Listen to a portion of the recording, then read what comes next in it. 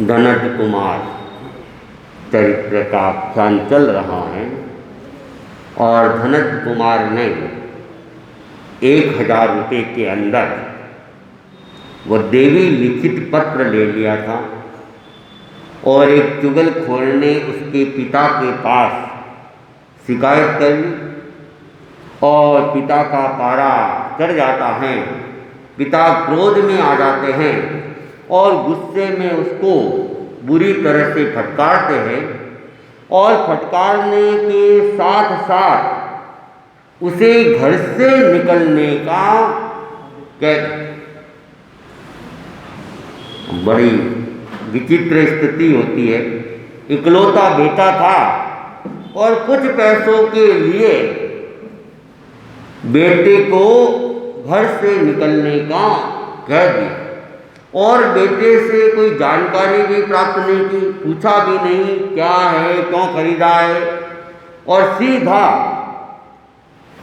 हर व्यक्ति की अपनी कुछ इच्छाएं हो सकती है, भावनाएं भी होती हैं, लेकिन जब उन इच्छाओं को, उन भावनाओं को नहीं समझा जाता है तो व्यक्ति को अनेक बार ठेस भी लग जाती है। एक मुक्तक में भी कहा गया है, हर किसी के दिल में 100 अरमान होते हैं। हर किसी के दिल में 100 अरमान होते हैं। हर अरमान के साथ साथ 100 तूफान होते हैं जो कुचल कर चले जाते हैं तूफानों की छाती। जो कुचल कर चले जाते हैं तूफानों की छाती। धरती पर केवल वे ही इंसान होते हैं। धरती पर केवल वे ही इंसान होते हैं।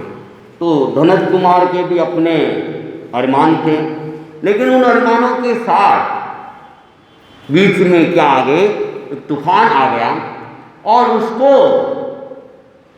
पिता के क्रोध के परिणाम स्वरूप घर से निकलना पड़ा। और वो घर से निकल जाता है और चलता चलता जंगल में आ जाता है। थक भी गया चलते चलते, तो जंगल के अंदर उसने सूखे पत्तों का बिछौना बनाया और उसके ऊपर वो लेट जाता है।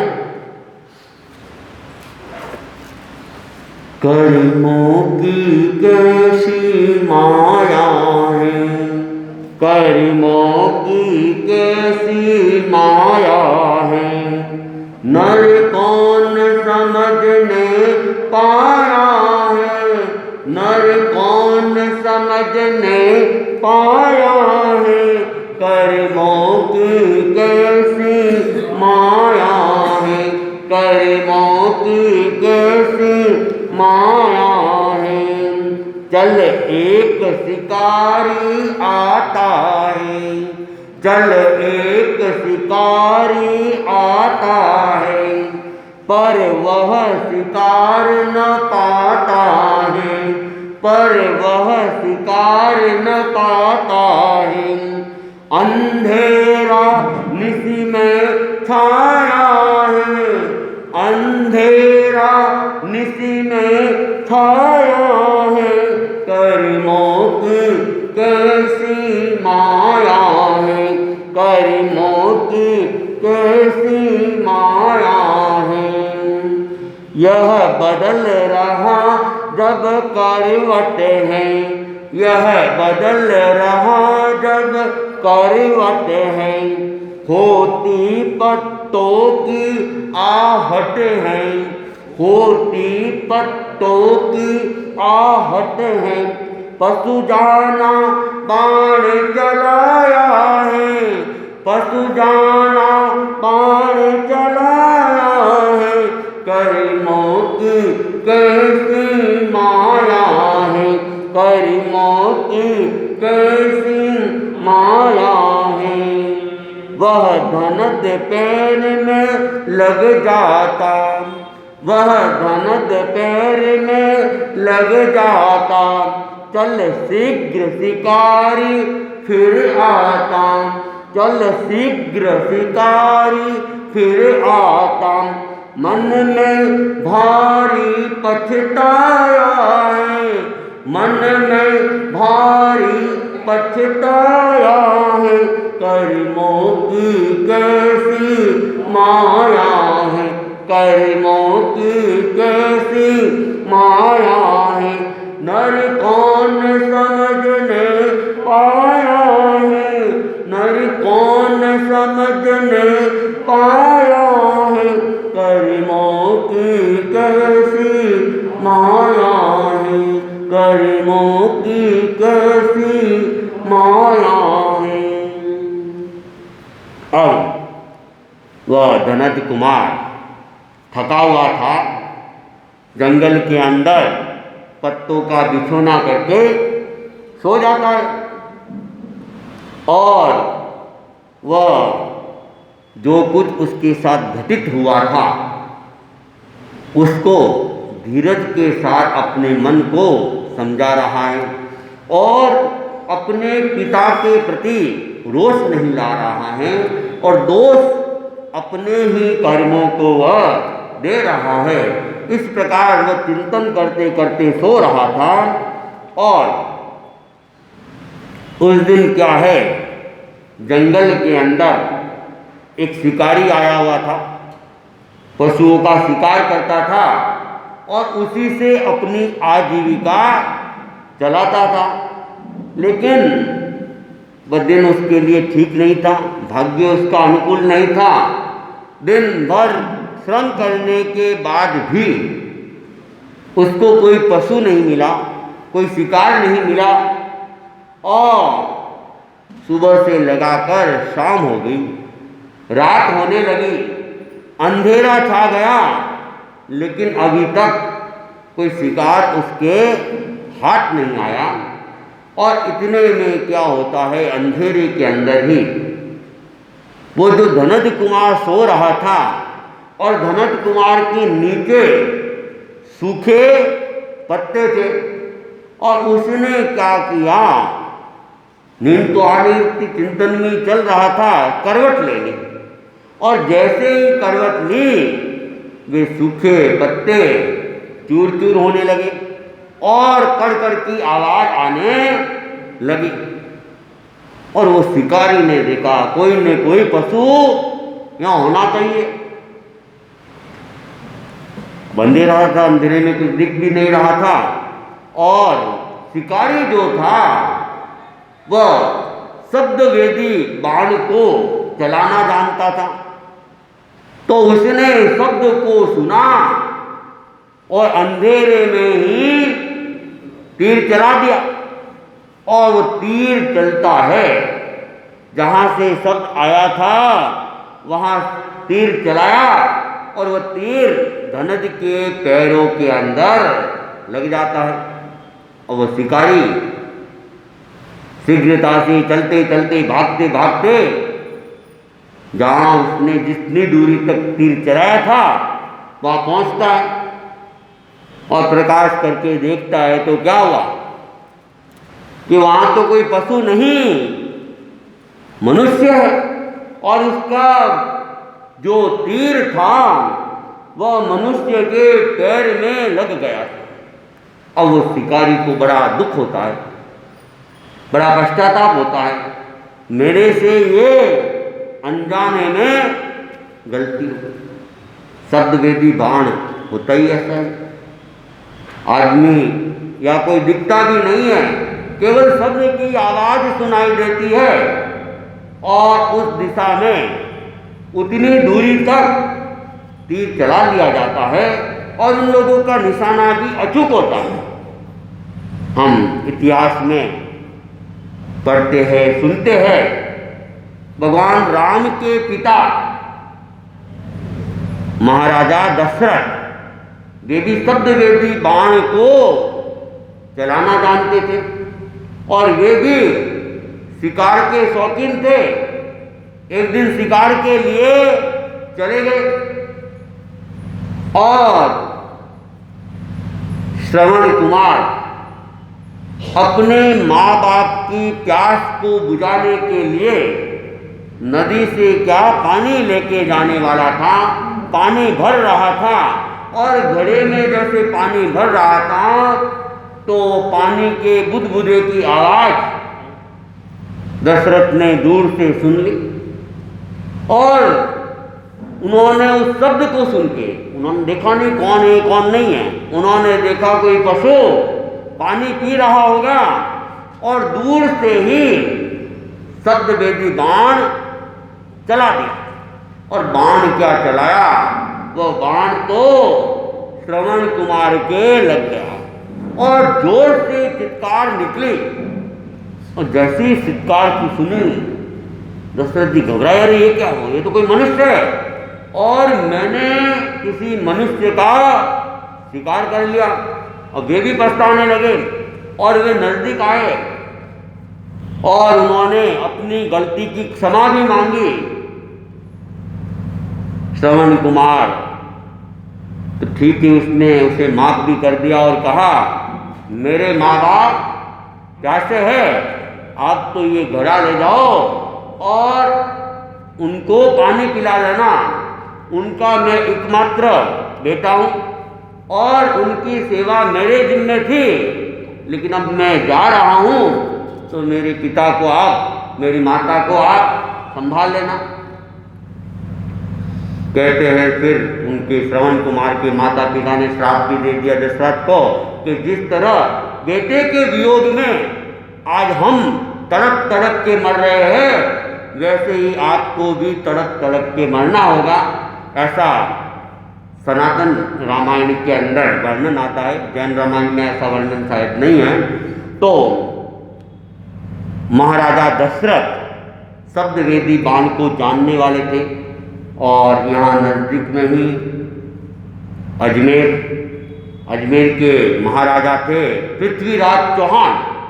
कहते हैं कि वो भी शब्दवेदी बाण को जानने वाला था, और जब मुगल बादशाह ने उनको लेके चले गए थे तो अंत में वहाँ एक परीक्षण करवाया गया था कि पृथ्वीराज चौहान के अंदर कितनी ताकत है और उसका जो निशाना है कितना अचूक है। तो ऐसा कहते 7 तवे लगाए गए थे लोहे के, और उसके ऊपर मुगल बादशाह को बिठाया गया था, और वहाँ से टंकार की आवाज़ की, और उस टंकार की आवाज़ के साथ ही पृथ्वीराज चौहान तीर चलाता है, और पूरी शक्ति के साथ तीर चलाता है। कहते तवों को भेद कर तीर ऊपर जाके मोहम्मद गजनवी शायद था, उसको उसका अंत वह कर देता है। तो ये शिकारी भी शब्दवेदी बाण को जानने वाला था, और उसने वो बाण चला लिया। धनुष के पैरों में बाण लगा, और शिकारी फिर वो भी पछताने लगा, और उसको मन में बड़ा दुख होने लगा कि अनजाने में मेरे से ये क्या हो गई, भूलो। अब देखो एक शिकारी है, लेकिन रोज पशुओं को मारता है, क्रूरता भी होती है, लेकिन उसके बावजूद उस शिकारी में भी दया की भावना थी, और उसको दुख होने लगा, क्योंकि जिसे नहीं मारना था वह उसके हाथों क्या हो रहा था, पीड़ित हो रहा था, पैरों में लग गया था, तो उसको बड़ी दुख होने लगा। कर्मों की कैसी माया है, कर्मों की कैसी माया है, अनजाने यह हो गया पाप, भाई तुम मुझको करो माफ। अनजाने यह हो गया पाप, भाई तुम मुझको करो माफ। चरणों में शीश झुकाया है, कर्मों की कैसी माया है, कर्मों की कैसी माया है। जिससे कुछ शांति मिले मुझको, जिससे कुछ शांति मिले मुझको, वह काम बता दो तुम मुझको, वह काम बता दो तुम मुझको। करने का दृढ़ प्रण ठाना है, करने का दृढ़ प्रण ठाया है, कर्मों की कैसी माया है, कर्मों की कैसी माया है।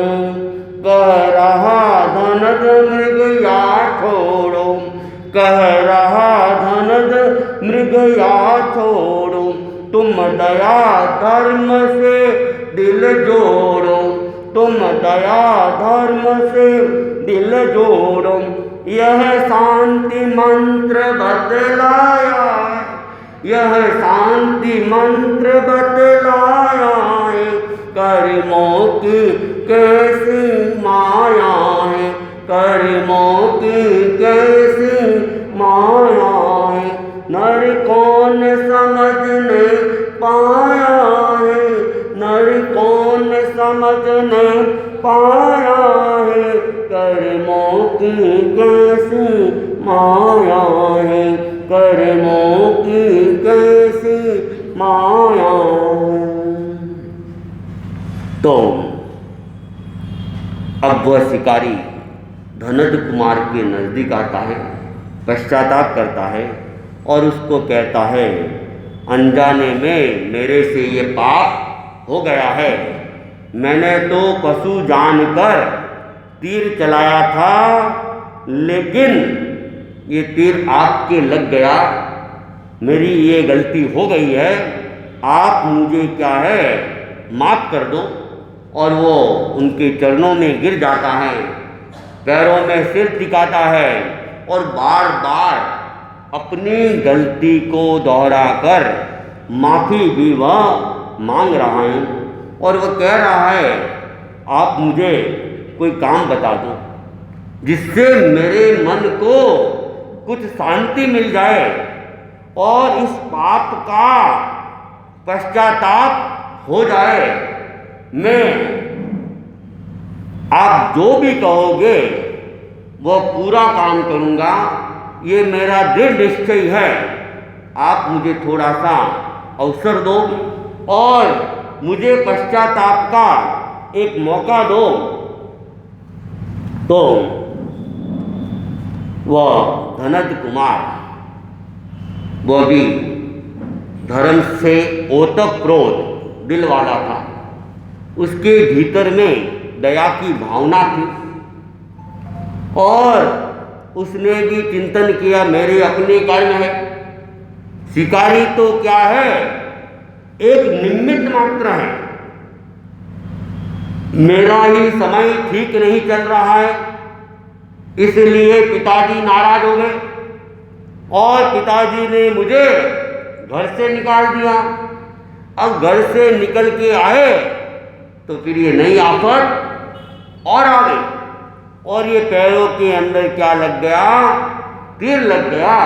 तो ये दोष शिकारी का नहीं है, ये दोष तो मेरे अपने कर्मों का है।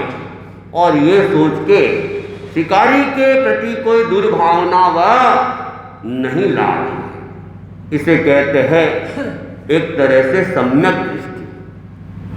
हर घटना को विधायक भाव के साथ में देखना और दूसरों के ऊपर दोषारोपण नहीं करना।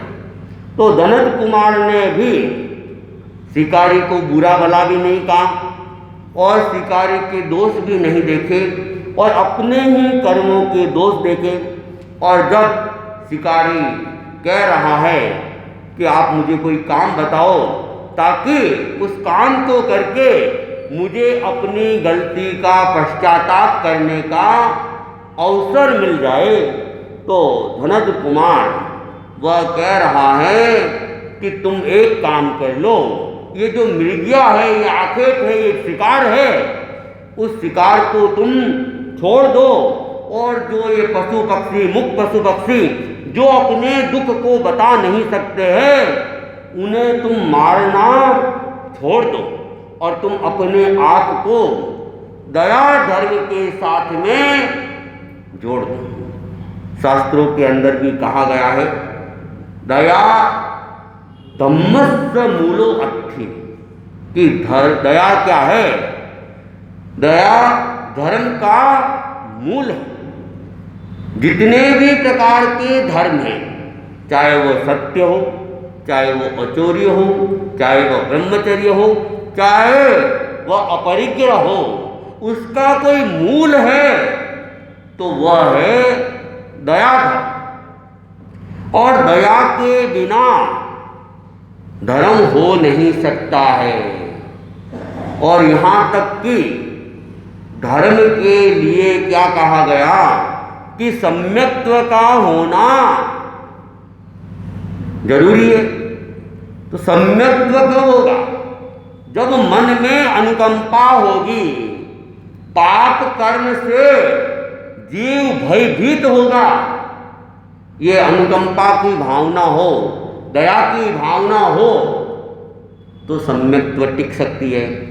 क्रूर व्यक्ति होता है और हिंसा में लिपापुत होता है, वहाँ फिर सम्यक्त्व की कल्पना नहीं की जा सकती है। और यहाँ तक कहा गया कि दया की भावना तो मिथ्यात्व में भी हो सकती है।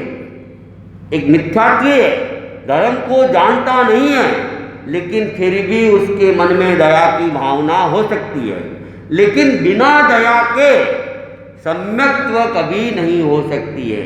सम्यक्त्व के लिए तो दया की भावना, अनुकंपा की भावना, ये होना अनिवार्य है। तो कोई व्यक्ति भले ही नादान है, नासमझ है, धर्म के तत्व को नहीं समझता है, उन लोगों के मन में भी जीवों के प्रति करुणा की भावना संभावित है। एक घटना आती है, अमेरिका के राष्ट्रपति अब्राहम लिंकन कहते हैं, एक बार वे राजभवन जा रहे थे और रास्ते के अंदर उन्होंने कीचड़ के अंदर एक सूअर को देखा और वो सूअर कीचड़ के अंदर धंस रहा था। वो जैसे जैसे निकलने का प्रयास कर रहा था, वैसे वैसे उसके अंदर फंसता जा रहा था। कीचड़ काफी गहरा था, पानी का अभाव था, तो वह शक्ति लगा रहा था और निकल नहीं पा रहा था। तो जोर जोर से वह चिल्ला भी रहा था और उसकी जो वो चिल्लाहट थी एकदम क्रंदन रूप में थी। अब्राहम लिंकन जब उधर से गुजर रहे थे और वो सूअर की हालत को देखी, उनके मन के अंदर दया की भावना उत्पन्न हो जाती है, दया के भाव जागृत हो जाते हैं। अब राजभवन जाना भी जरूरी था, समय पे पहुंचना भी जरूरी था, और इधर वो सूअर बड़ा पीड़ित हो रहा था, दुखी हो रहा था। अब्राहम लिंकन उसने यह नहीं देखा मैं क्या हूँ, अमेरिका का राष्ट्रपति हूँ और स्नान करके स्वच्छ कपड़ों को पहन के आया हूँ और मुझे समय पे राजभवन भी पहुँचना है। इन सब बातों को गौण करके वे कीचड़ के अंदर उतरते हैं और अपने हाथों से सूअर को पकड़कर क्या करते हैं, बाहर निकालते हैं। परिणाम तो होना ही था, सूअर तो निकल गया, लेकिन उनकी जो हालत थी कीचड़ से लबालब हो गई, कपड़े भी गंदे हो गए, अब घर भी बहुत दूर और राजभवन भी समय पे पहुंचना। उन्होंने वहीं आसपास में कहीं पानी था, उस पानी से कपड़ों को थोड़ा बहुत साफ कर लिया, पूरे तो साफ होने नहीं थे, और उसी हालत के अंदर कहाँ पहुँच जाते हैं, राजभवन में पहुँच जाते हैं। और वहाँ सब लोग देखते हैं तो पूछते रहे ये क्या है, हालत तो एकदम खराब थी। तब अब्राहम लिंकन ने बताया क्या करूं, राजभवन आ रहा था, तैयार होके आ रहा था, लेकिन रास्ते के अंदर एक कीचड़ के अंदर सूअर फंस रहा था और उसकी पीड़ा मैं देख नहीं पाया, तो कीचड़ से सूअर के निकालने में मेरी ये दुर्दशा हो गई। और सबने सुना और सबने उनके गुणों की प्रशंसा भी करने लगे कि देखो, देश के राष्ट्रपति एक सूअर के लिए इतनी दया की भावना रखते हैं, तो फिर जनता की सुख सुविधा की तो कोई कमी ही नहीं रहेगी। अब्राहम लिंकन ने जब उनकी प्रशंसा सुनने लगे तो उन्होंने कहा कि आप लोग समझ नहीं रहे, अरे मैंने कोई सूअर के ऊपर दया नहीं की है, मैंने तो अपने आप पर दया की है। सबने कहा अरे ये कैसे?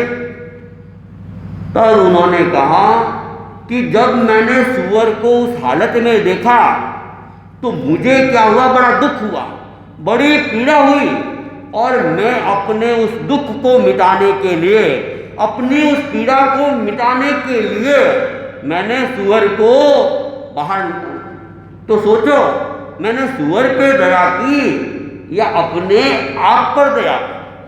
तो ये भी अपना अपना एक चिंतन होता है। तो अब्राहम लिंकन ने क्या किया, दया की भावना रखी और एक सूअर को पीड़ा मुक्त कर लिया। इतिहास में हम देखते हैं, मेघरथ राजा का उदाहरण आप लोगों ने अनेक बार सुना होगा। कौन था मेघरथ राजा? शांतिनाथ भगवान का जी। हाँ, भगवान शांतिनाथ का जीवता पूर्व भाव में राजा था और देव तो परीक्षा के लिए आया था। कहते हैं वह कबूतर को बचाने के लिए अपने शरीर का मांस काट काट के देने लगे। ये उनके भीतर दया की भावना थी। और भगवान अरिष्ट ने भी, आपने अनेक बार सुना, शादी के लिए जा रहे थे, बारात लेके जा रहे थे और तोरण द्वार तक पहुंचकर वापिस लौट पड़े। क्यों? पशुओं की चित्कार सुन ली और पता चला ये पशु तो मेरे इस विवाह के निमित्त मारे जाएंगे। दया के भाव जागृत हो गए और वहीं से लौट जाते हैं। और मेघ कुमार का जी, जो हाथी के भाव के अंदर एक खरगोश को बचाने के लिए 2.5 दिन तक पैर को ऊपर का ऊपर रखा, और जब खरगोश बाकी के जीव वहां से निकल जाते हैं और पैर को नीचे रखने की कोशिश करते हैं तो क्या होते हैं, धड़ाम से गिरते हैं, लकवा मार गया उनके पैर को और वहीं प्राणांत भी हो जाता है।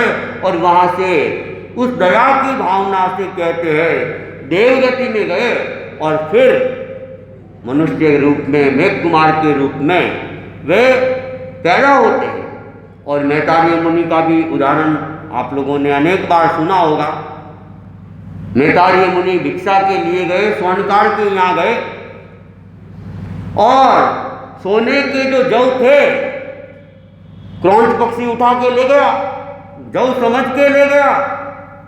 और मैतारी मुनि ने देख लिया, इधर जब वो स्वर्णकार वापिस आता है, जौ को नहीं देखता है, मुनि के ऊपर संदेह कर लेता है और पूछता है, लेकिन मुनि मौन। अब अगर क्रौंच पक्षी की तरफ बताए कि क्रौंच पक्षी ले गया है, पता नहीं कितने कितने क्रौंच पक्षियों को मार देगा, कौन से क्रौंच पक्षी ने ले गया, तो वे मौन रहे। परिणाम भी उनको सहना पड़ा। कहते हैं चमड़ा माथे के अंदर बांध देते हैं, गीला चमड़ा, और दूध के अंदर उनको बांध देते हैं और वो सूखता जाता है, पीड़ा को भोगता जाता है और वहीं उनका प्राणांत भी हो जाता है और समता भाव के कारण से मोक्ष में भी चले जाते हैं।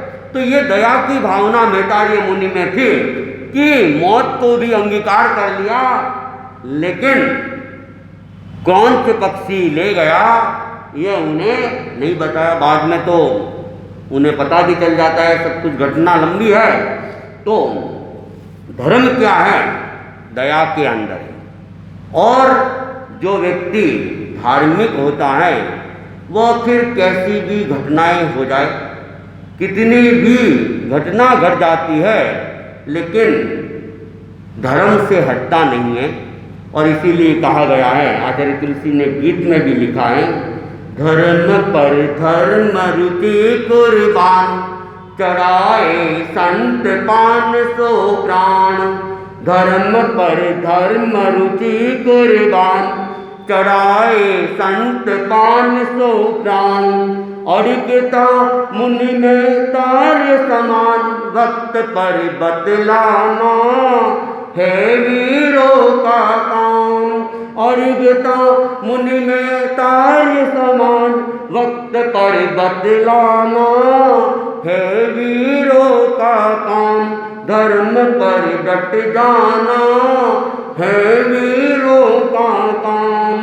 धर्म पर डट जाना है वीरों का काम। वीरता दिखलाना है धीरों का काम। तो जो धार्मिक व्यक्ति होता है वह हमेशा धर्म पे डटा रहता है, और कैसी भी प्रतिकूल घटना घट जाती है वह धैर्य को नहीं छोड़ता है। तो धनंजय कुमार भी धैर्य को नहीं छोड़ रहा है, और जो कुछ उसके साथ में घटित हुआ उसे अपने कर्मों का दोष उसने मान लिया, और मानकर अब उसको यही कह रहा है कि जो हुआ उसको तो तुम भूल जाओ, उसकी कोई चिंता नहीं है, लेकिन अब मेरी बात मानो, और मेरी बात मानकर आज से ये स्वीकार करना तुम छोड़ दो, और प्राणी मात्र के प्रति तुम क्या करो, दया की भावना रखो। और वह शिकारी वह भी क्या करता है, अपने पश्चाताप के रूप में उसने धनंजय की बात को स्वीकार कर लिया, और उसने उसको वचन दिया कि आज के बाद मैं कभी शिकार नहीं करूँगा। वह भी अपने संकल्प के ऊपर बड़ा अड़िग था। हालांकि उसके आजीविका का साधन ही वो शिकार ही था, उसके अलावा वो कोई काम धंधा था ही नहीं। शिकार करता, पशुओं को बेचता और अपना काम चलाता था। लेकिन आज जो गलती हुई और उस गलती के बदले में पश्चाताप के रूप में धनंजय ने उसे शिकार छोड़ने को कहा, तो सहजता के साथ, प्रसन्नता के साथ उसने संकल्प कर लिया कि मैं अब आज के बाद शिकार नहीं करूँगा। तो शिकारी उसने क्या किया, संकल्प ले लिया। अब देखो धनंजय कुमार के तीर लगा हुआ है, अब उस तीर का क्या परिणाम आता है ये हम आगे सुनेंगे। अब मेरा